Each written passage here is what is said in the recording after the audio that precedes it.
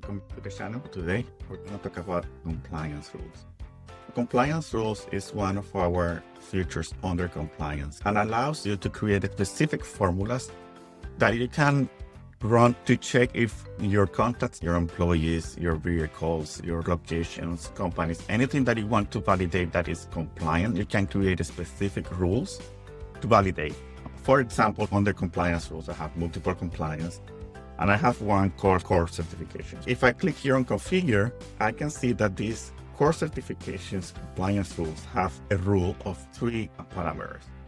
So I'm validating that the employee has a document type that is a CPR certificate, has a document type that is a DOH license, has a document type that is a background check. They need to have those 3 certifications to be compliant. And I can add more rules here. So for example, they need to be in this location.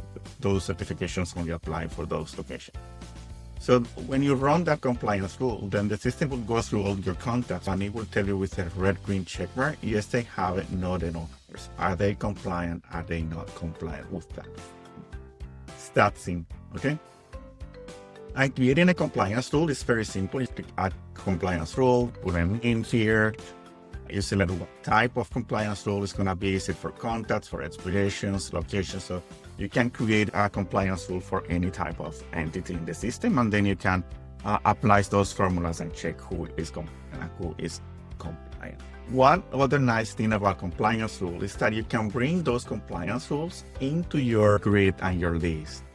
So for example, here I am under contacts, under people. And if I click here on columns, I can see all of my compliance rules over here. So if I add core certifications, it will tell me if they are compliant or not compliant. So in one screen, I can see all of those formulas being run on this thing. So hope you like a compliance tool because it will help you with your compliance report and your audits. Thanks, and remember to subscribe to get more videos like this.